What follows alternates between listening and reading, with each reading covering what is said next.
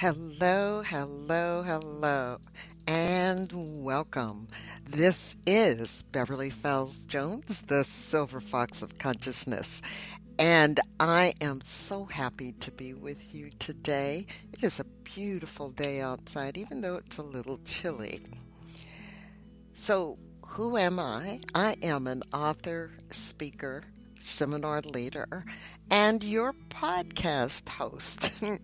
Yes, I just love sharing with you information that I have learned over the years to help you become better, to help you understand things that you may not have understood before, to help you be able to live the life that you so very much want to live.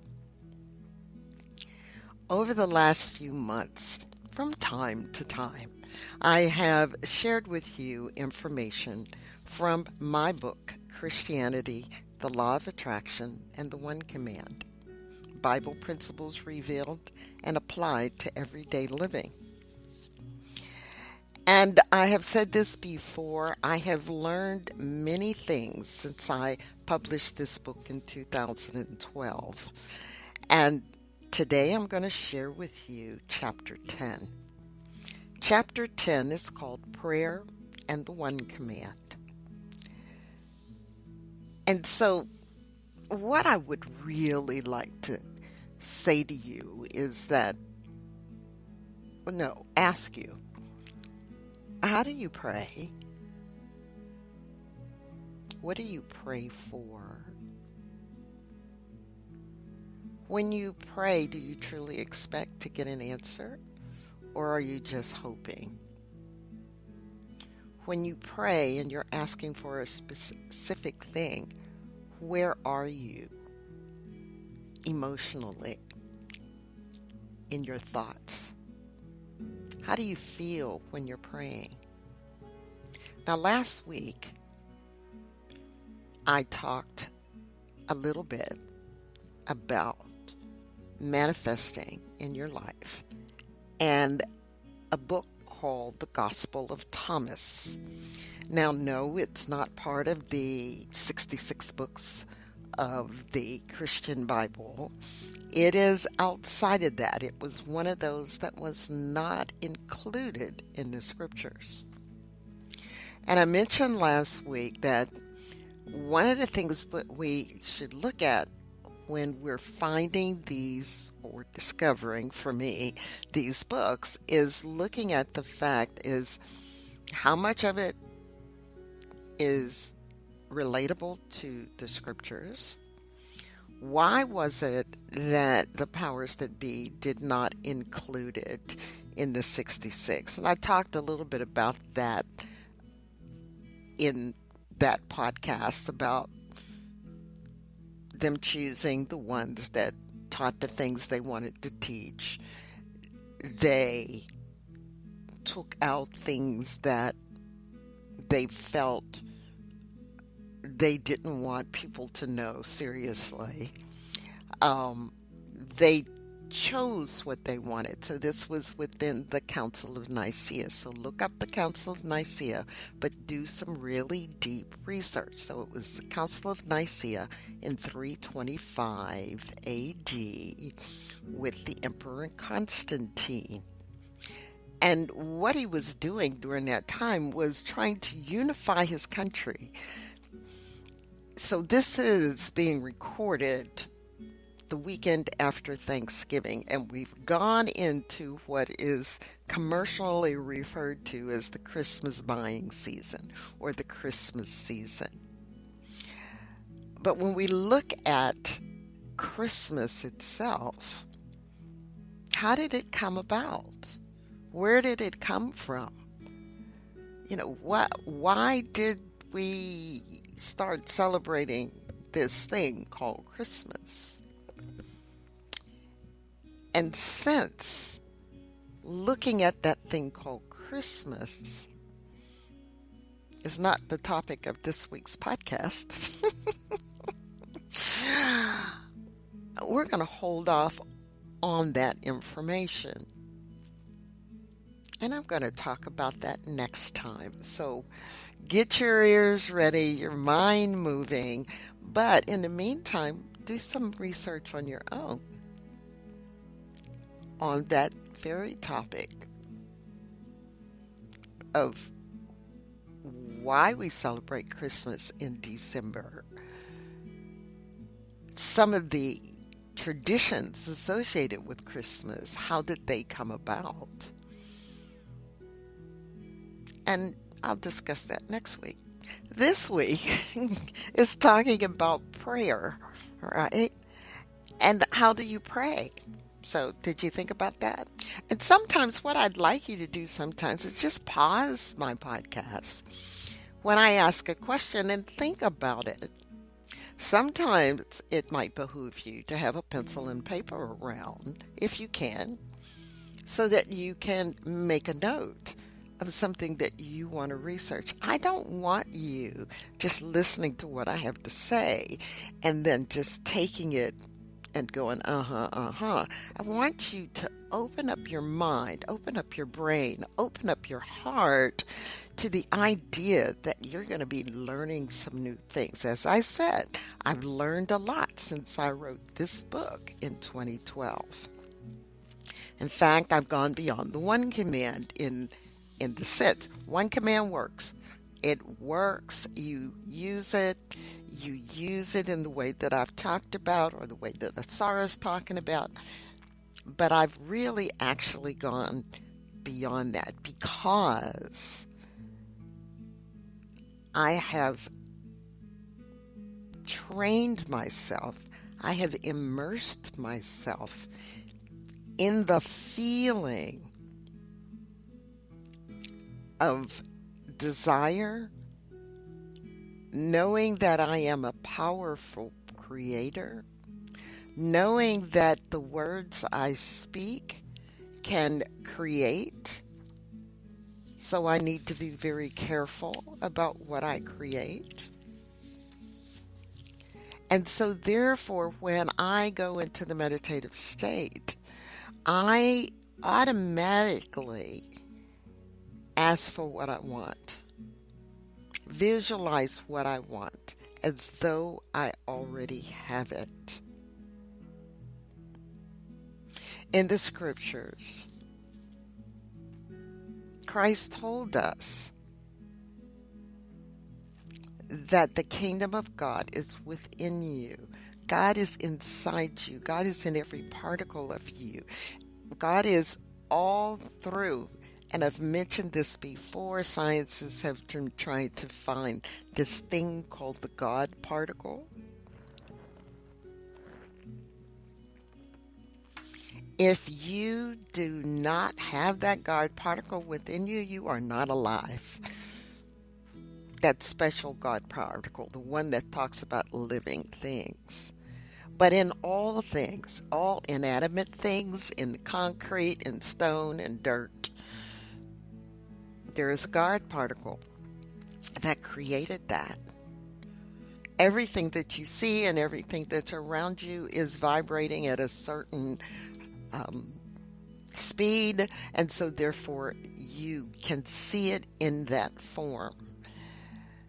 We know that colors have a different light frequency.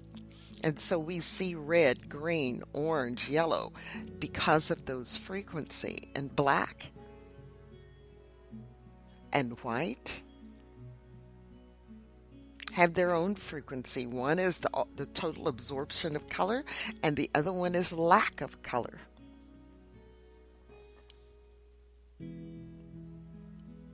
God's particle is within you, and therefore you have power. You have the power to create. But there's many times I go back and I think and I go, I got the power to create. How come sometimes I create and sometimes I don't?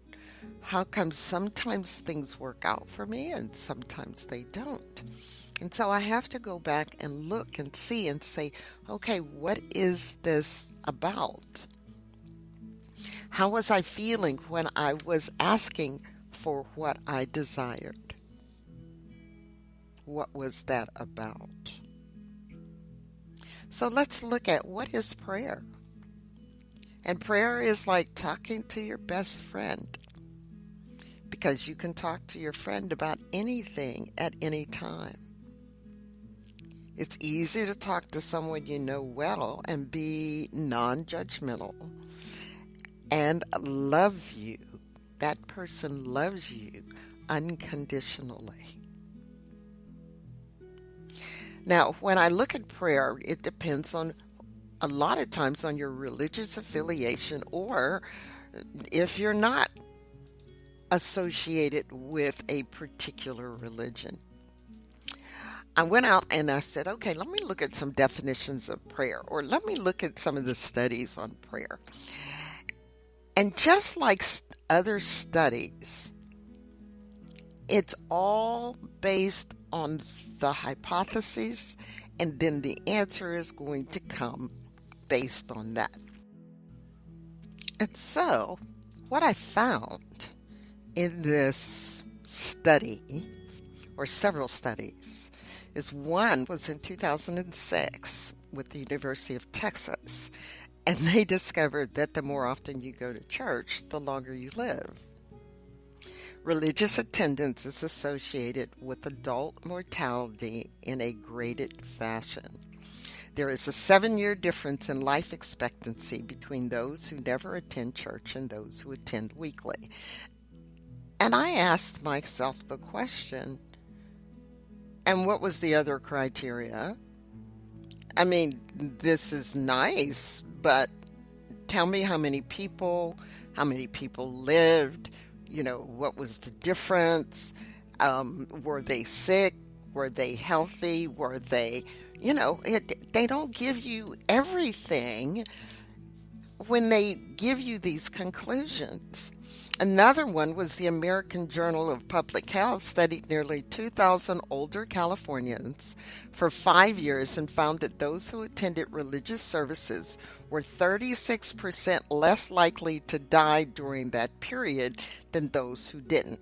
Huh? Okay, so 64% lived, but again, what was their health? Who were they? Did some of them die from car accidents, or some of them, what? Another study, nearly 4,000 older adults for the U.S. Journal of Gerontology revealed that atheists had significantly increased chance of dying over a 6-year period than the faithful. Honestly? And why is that? You got that piece, but what else was going on in their life? There's other factors, right? So they're telling me that religious people live longer than atheists, even if those religious people didn't go to church. Okay, but what are the other factors in their life? And there's other research. Now, I know there's research about people being prayed for in hospitals and not telling the people they're being prayed for. I know that prayer works, and I know it works that way. There has been studies and tests, and one of the people that I study is Jose Silva, and I teach Silva Ultramind ESP. And one of those things is when we gather together, so prayer groups can work. When you gather together and you pray for certain people. So let's say I got a group of 4 or 5 people together, and we had a list of people we prayed for over a period of 8 weeks. Let's say it was the same people, but we prayed for them over 8 weeks. And we prayed not about, help the doctors and all this. We didn't pray about their illness. Please understand that. You never pray about what you don't want. You never pray about what the problem is. Got that? Write it down. If you got a pencil and paper, write it down. You don't pray about what the problem is. You pray the outcome. You pray the solution. So in this group that Silva had, they had picked 4 or 5 people, and they prayed for those people over a period of time. They never told the people they were praying for them. And they prayed the outcome. They visualized. And they emotionally felt that these people were whole. They didn't talk about healed. They didn't talk about their illness, or they didn't talk about their problem. They prayed and saw the person. Let's say I'm praying for a person named Mary Jane. Now, Mary Jane is ill. Mary Jane has not been able to leave her home because she's been so held. And let's say we want Mary Jane to be able to come attend a program, or she used to love to, let's say, come to church every Sunday, and we miss her being there. So we started visualizing or praying that we see her in her favorite seat at church. She's laughing and talking and is healthy, and her skin is rosy, and she's glowing, and she's walking with that spry in her step as she goes to her seat. That's what we pray about. That's what we visualize. That's what we say we see. We don't talk about her being ill. We don't talk about what her illness is. We visualize her in the perfect blueprint of health. And within the contents of meditation, within the one command, you visualize, you go into the meditative state. I don't know how Mary Jane is here with us at church, and oh, she looks so good.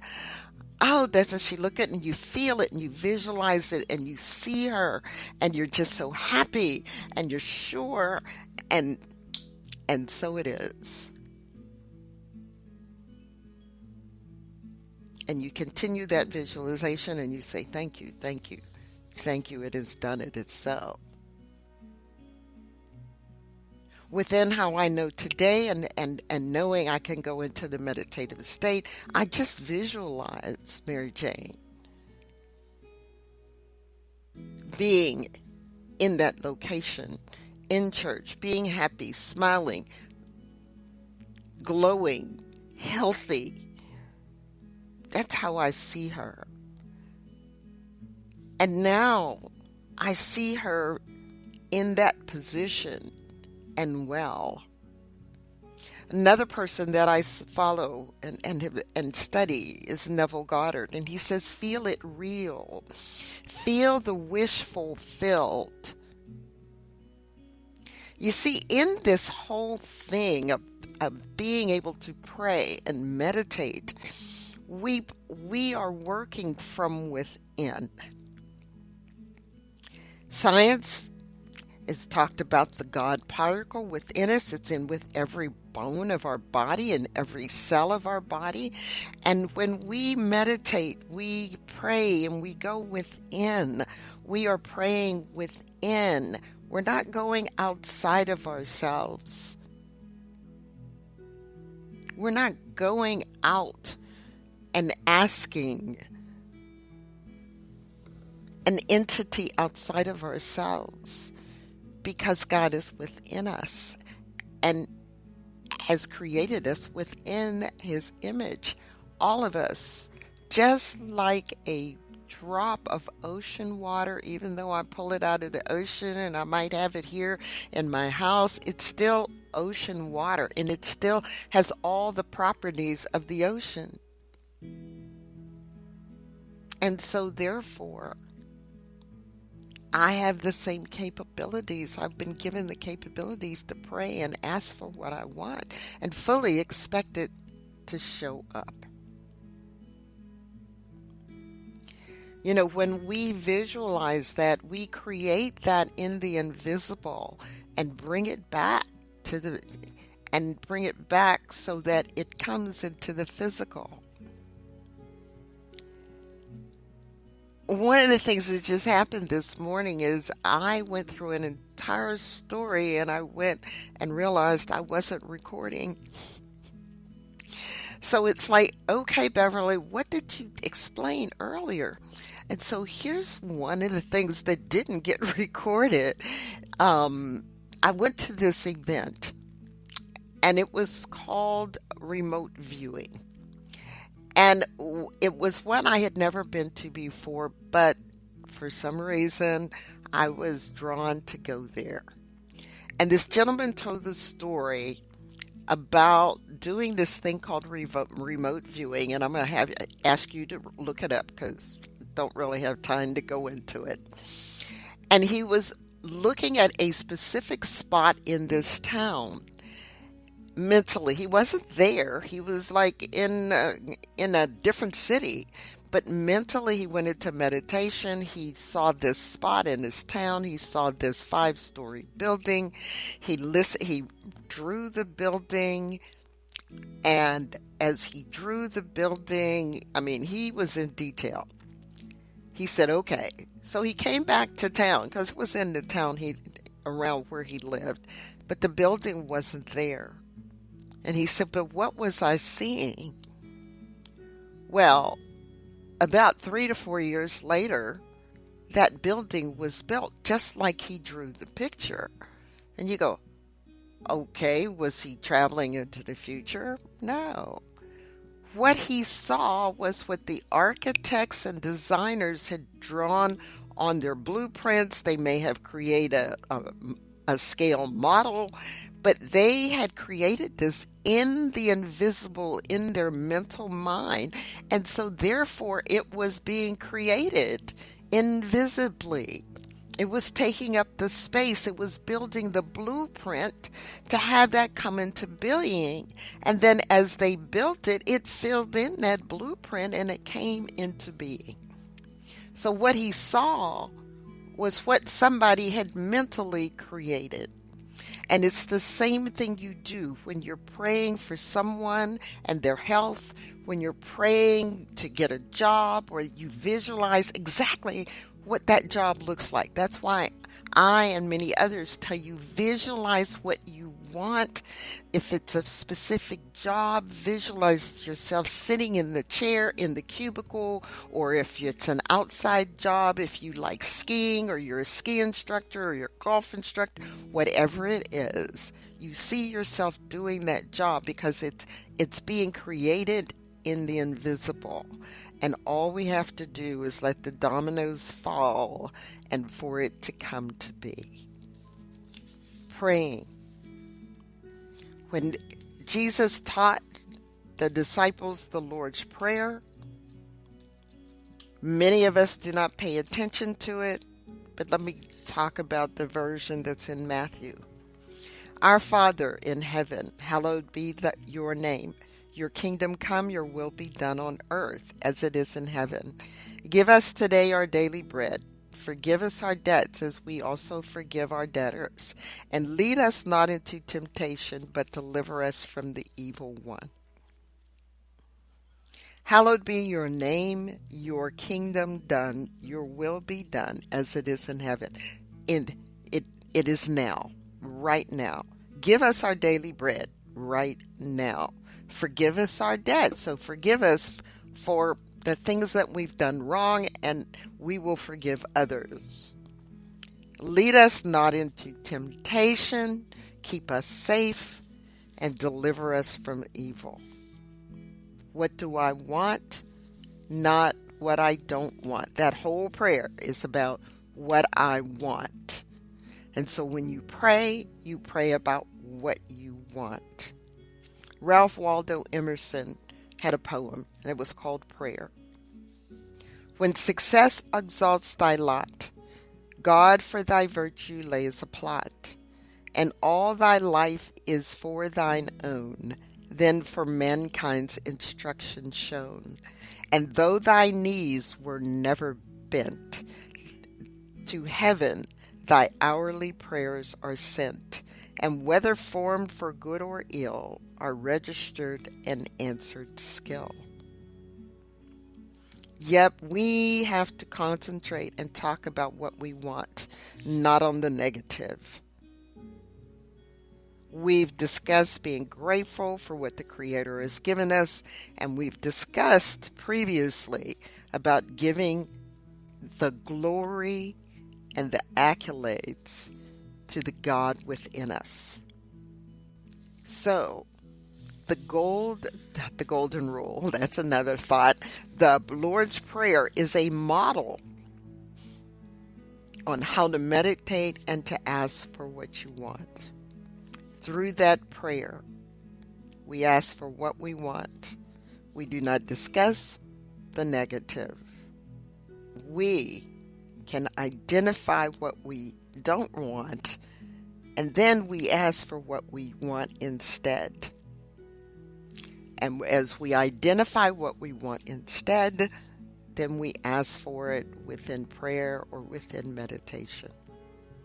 Whether you use the formal prayer, the one command, the prime directive, or you're just making a statement during ordinary conversation, remember to ask for what you want. The words coming from your mouth and your thoughts and your emotions are very powerful creators. Thank you for listening today. Please share the link to this show with your friends and family so that they can learn how to be the best that they can be. Visit my website at commandingyourlife.com and follow me on Facebook. Have any suggestions for the show? Just contact me by emailing Beverly at commandingyourlife.com. Be sure to join me on the next episode.